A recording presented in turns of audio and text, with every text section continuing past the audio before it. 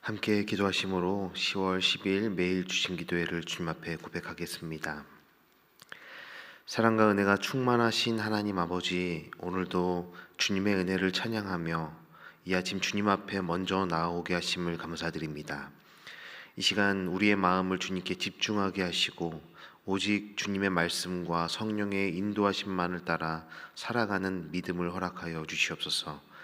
우리의 삶을 통해 하나님의 영광이 드러나고 주님께서 기뻐하시는 거룩한 백성으로 세워질 수 있도록 주님 이 시간 말씀으로 우리를 가르쳐 주시옵소서.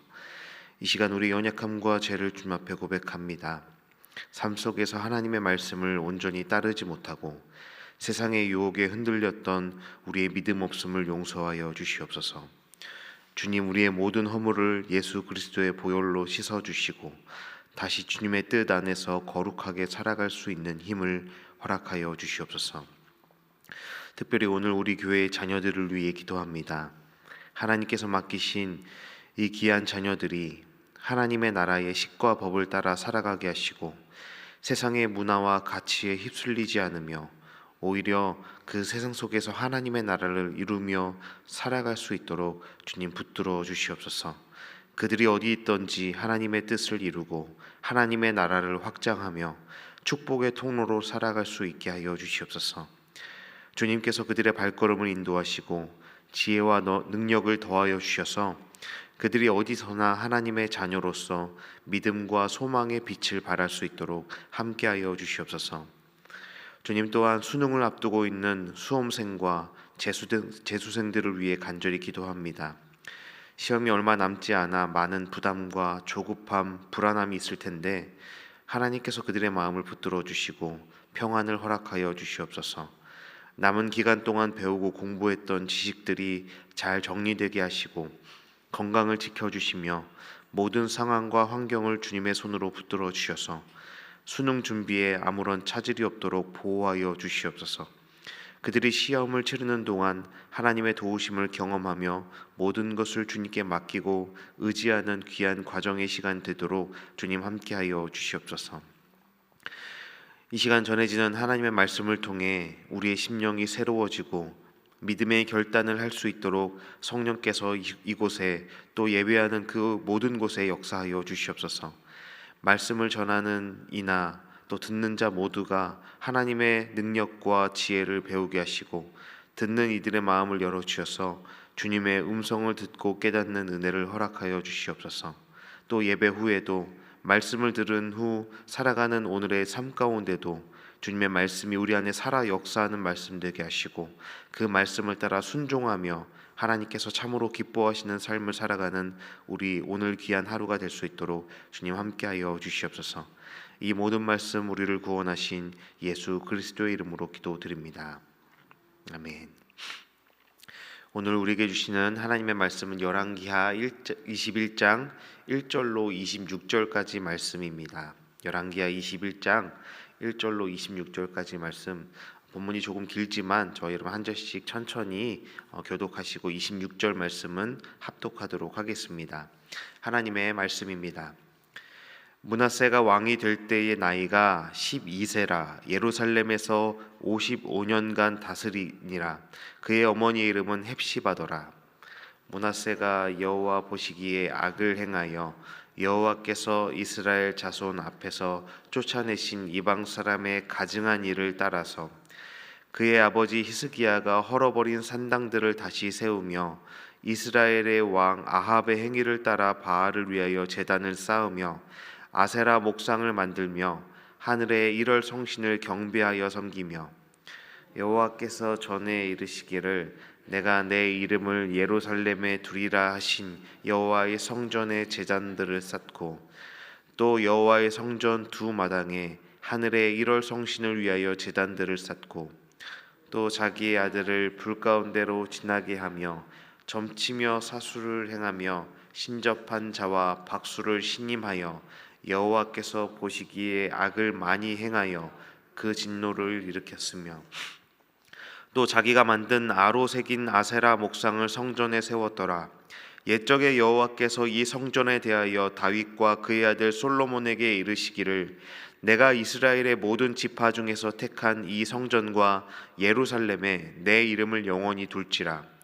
만일 이스라엘이 나의 모든 명령과 나의 종 모세가 명령한 모든 율법을 지켜 행하면 내가 그들의 발로 다시는 그의 조상들에게 준 땅에서 떠나 유리하지 아니하게 하리라 하셨으나 이 백성이 듣지 아니하였고 므낫세의 깸을 받고 악을 행한 것이 여호와께서 이스라엘 자손 앞에서 멸하신 여러 민족보다 더 심하였더라.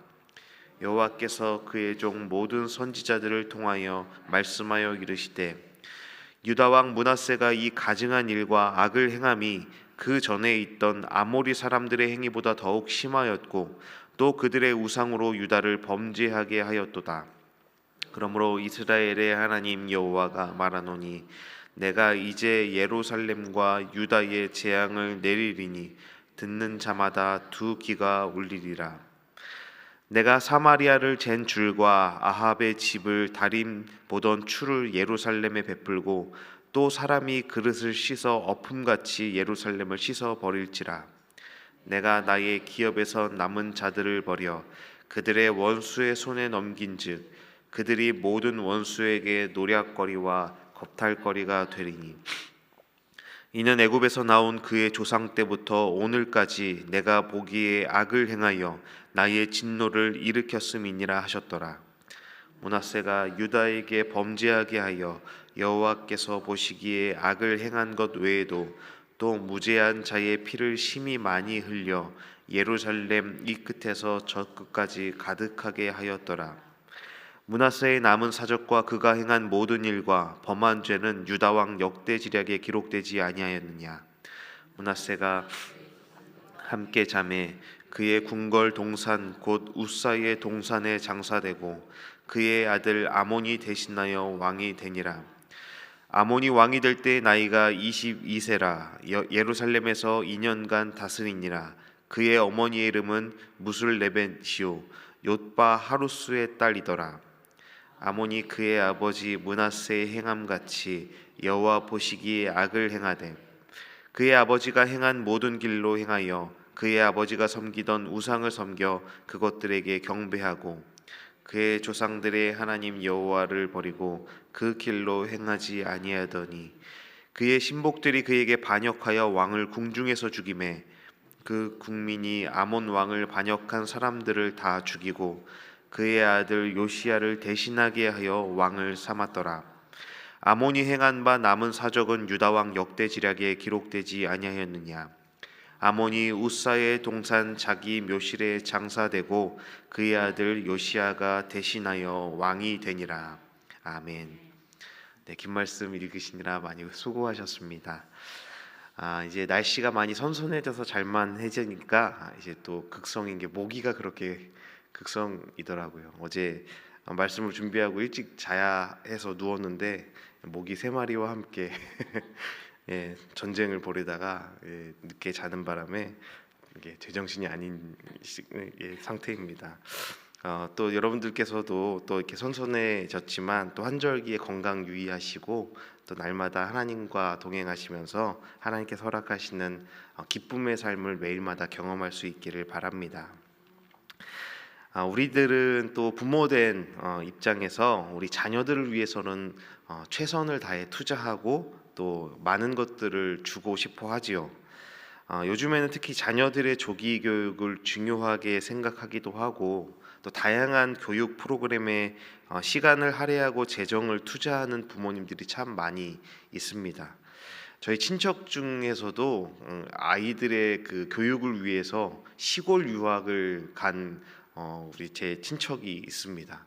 참 뭐 하는 것인가 싶을 정도로 그 시골까지 가서 그 고생을 하나 싶은데 그곳에서 아이들에게 자연을 경험하게 하고 또 여러 가지 학교 교육이 할 수 없는 여러 가지 많은 경험들을 이렇게 공급하면서 아이들의 미래를 위해서 투자하는 모습들을 보게 됩니다. 교육이 미래를 위한 최고의 유산이라는 믿음 때문일 것이에요. 또 그뿐만 아니라 자녀가 좀 더 나은 환경에서 자라길 바라는 마음에 재산이나 물질적인 유산을 준비하는 경우도 참 많이 있지요. 그런데 우리가 신앙의 유산, 또 자녀들에게 물려줄 수 있는 가장 큰 유산이 그런 것들보다, 또 재정이나 여러 가지 많은 경험보다 더 중요한 것은 신앙의 유산이고 신앙의 경험이지 않을까 생각을 합니다.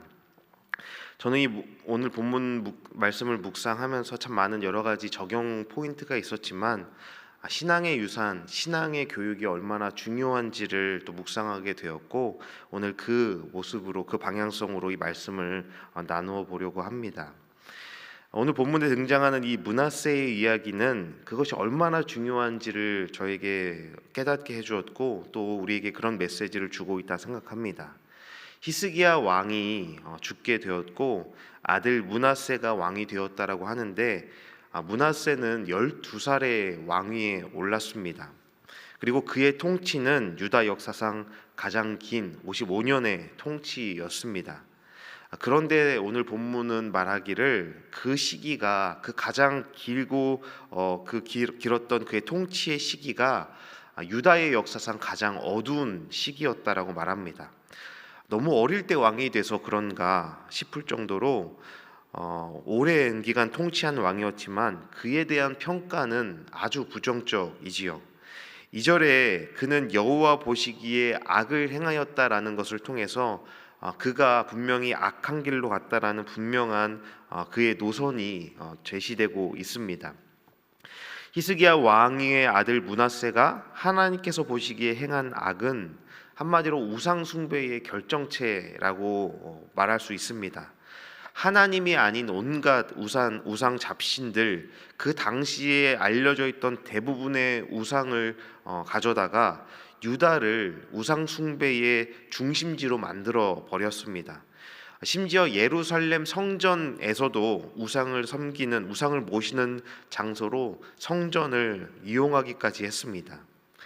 아버지 히스기야는 유다의 역사에서 처음으로 우상과 산당을 제거한 종교 개혁을 행하기도 했지만, 그의 아들 므낫세는 그 헐려진 산당을 다시 세운 인물인 것이죠. 바알과 아세라, 또 하늘의 모든 별과 해와 달까지 숭배했을 뿐만 아니라 여호와의 전에까지 그 별들을 위한 제단과 아세라 목상을 세웠다라고 기록되어 있어요. 더 나아가 이 므낫세는 자기의 아들을 불 가운데 지나게 했다라고 하는데, 이것은 하나님께서 극도로 싫어하셨고 철저히 금지하셨던 인신 제사를 의미합니다. 또한 점을 치며 신접한 자를 신임하기까지 했다라고 본문은 기록하고 있어요. 더 나아가서 히브리서 11장 37절에 이런 말씀이 기록되어 있습니다. 돌로 치는 것과 톱으로 켜는 것과 시험과 칼로 죽임을 당하고 양과 염소의 가죽을 입고 유리하여 궁핍과 환난과 학대를 받았다라는 말씀이 기록되어 있습니다. 이 구절은 믿음의 장으로서 구약 성경에 등장하는 여러 신실한 인물들, 믿음의 선배들이 겪은 고난과 박해를 언급하면서 그들이 그런 고난과 어려움 가운데서도 믿음을 지켰다라는 것을 강조하는 내용이지요.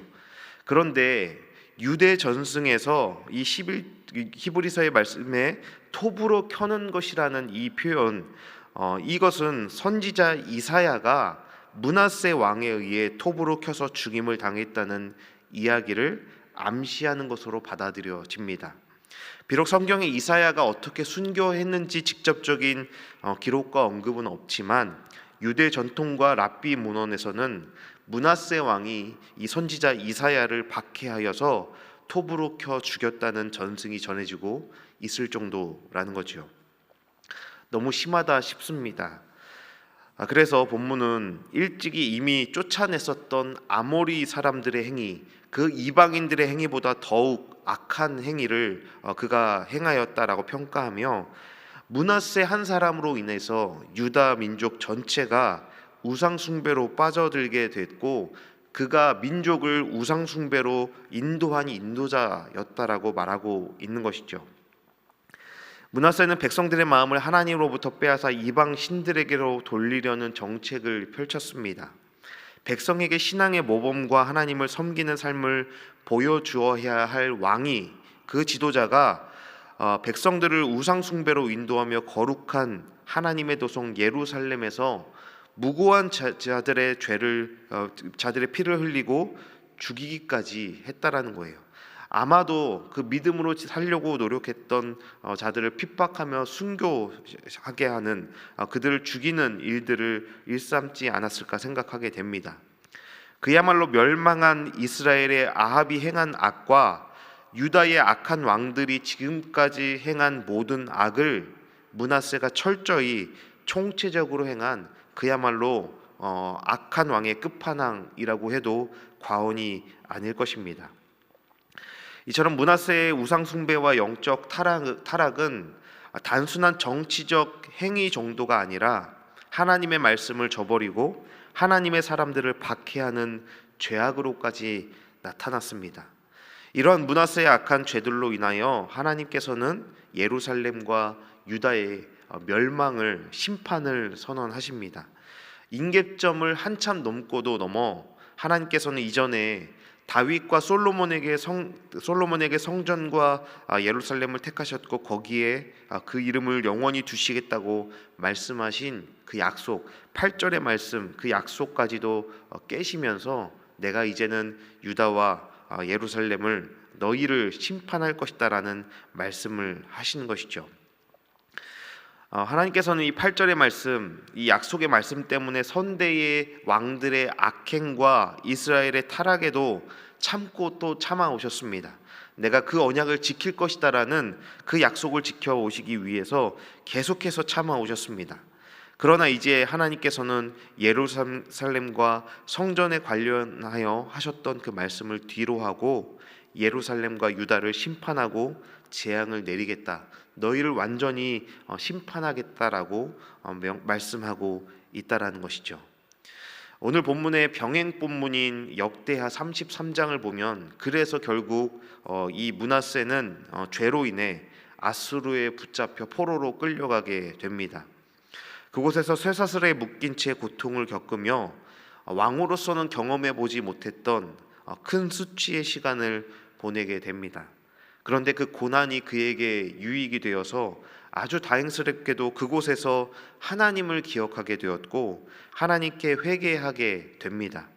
그리고 그는 돌아와서 그런 므낫세임에도 하나님은 다시 그에게 기회를 주시고 기도를 들어주셔서 예루살렘으로 다시 돌아오게 합니다. 그래서 므낫세는 그의 인생 말년에 작은 종교 개혁을 시도하긴 했지만 그 므낫세의 죄로 인해, 그 므낫세의 악함으로 인하여 유다는 결국 돌이키지 못하고 너무나 많은 백성들이 우상 숭배에 찌들어 살게 되면서 그 므낫세의 노력에도 불구하고 유다는 멸망과 심판의 길에서 돌아서지 못하게 되는 그런 끔찍한 결과를 맞이하게 됐다라는 것이죠. 여러분, 므낫세의 이 삶을, 므낫세의 흉을 좀 보았는데, 여러분, 므낫세가 이렇게까지 죄를 짓고 하나님의 말씀을 거역한 이유가 도대체 무엇이겠습니까? 므낫세의 우상 숭배와 이 배교의 선택은 단순한 신앙의 타락이 아니라 당시 정치적, 경제적 상황 속에서 내린 아주 전략적인 판단 때문이었습니다. 그의 아버지 히스기야는 아수르의 강력한 위협에 맞서서 하나님을 의지하며 유다를 지키려고 노력을 했지요. 하지만 히스기야도 말년에는 결국에는 아수르에게 항복하고 굴복하며 그 아수르의 종주권 아래서 유다의 안정을 유지하는 타협을 선택했습니다. 사네립의 침공으로 유다는 많은 손실을 입었다라고 우리는 살펴보았죠. 경제적 침체와 영토 축소의 상황 속에서 왕위를 물려받은 이 므낫세는 이 어려움과 위기를 극복하기 위해 우상 숭배와 외교적 교역을 통한 경제 성장을 도모했던 것입니다. 므낫세가 선택한 이 우상 숭배 정책은 당시 주변 국가들과의 긴밀한 외교 관계를 유지하고 유다의 경제를 회복하기 위한 현실적 방안이었습니다. 이방 나라의 우상을 도입하는 우상 외교를 선택했다라는 거예요. 므낫세가 이러한 선택을 하게 된 배경에는 그가 히스기야의 신앙의 본을 충분히 이어받지 못한 점이 있었습니다. 히스기야는 아수르의 위협 속에서 하나님을 의지하며 큰 기적을 경험했습니다. 그것을 자신의 삶 속에서 일관되게 보여주지 못했다라는 겁니다. 히스기야는 예루살렘을 포위한 아수르 대군이 물러나는 놀라운 구원의 그 사건 이후에도 세상의 방법과 타협을 통해 유다의 안정을 유지하려고 했고, 어렸던 므낫세는 10살, 12살 정도밖에 되지 않았던 므낫세는 그런 아버지의 모습을 옆에서 보고 있었던 겁니다. 그런 아버지의 신앙과 삶을 닮아 버린 것이죠. 열왕기하 20장 19절에 보면 히스기야가 내 생전에는 평안과 진실이 있으리로다라는 기도를 하고 하나님 앞에 하나님의 처분에 대해서 수용하는 듯한 그런 말을 합니다. 그런데 이 말을 좀 곰곰이 생각해 보면 이런 말이에요. 내 때에는 적어도 내가 살아가는 그 생전에는 그 심판과 하나님께서 말씀하셨던 그 멸망의 날이 임하지 않을 것이니 다행이다라는 말이에요. 나의 때는 내가 살아가는 생전에는 그런 어려운 일이 일어나지 않을 것이니 그러면 됐지라고 말하는 것이죠. 자신의 때에는 심판이 없으니 이후에는 상관없다라는 식으로 생각하고 있는 겁니다.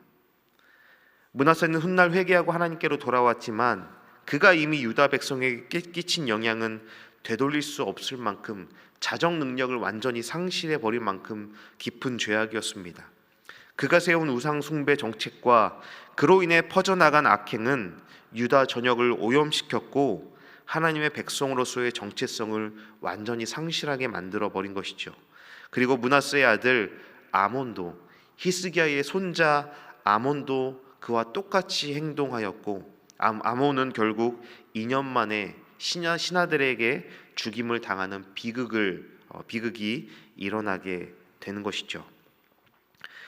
사랑하는 여러분, 이 므낫세의 이야기는 단순히 한 왕의 타락과 회개를 넘어 우리에게 아주 중요한 메시지를 줍니다.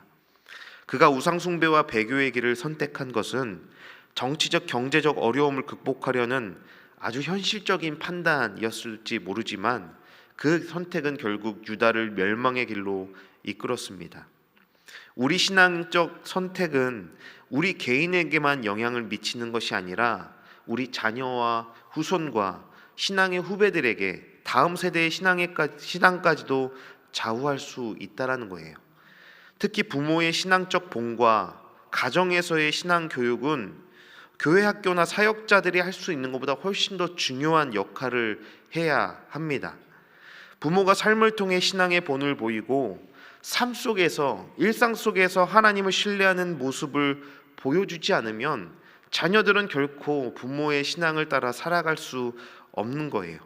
하나님을 신뢰하는 모습으로 자녀에게 살아있는 신앙을 전수하는 것이 진정한 교회 교육이고 진정한 신앙 교육인 것입니다. 여러분, 한 주에 교회에 한두 시간 교회 와서 말씀 듣고 예배 드리고 찬양한다고 해서 자녀의 삶이 변할 수 있겠습니까? 어른된 성인이 된 우리도 한 주에 한 번 와서 예배 드린다면 결코 삶이 변할 수 없는데 자녀들이 그런 삶을 살아갈 수 있겠냐라는 거예요. 한 주에 한 번, 길어야 2시간 정도 와서 예배를 드리는데 그런 예배를 통해서 삶의 방식과 가치관, 세계관이 변하는 것은 결코 쉬운 일이 아닙니다.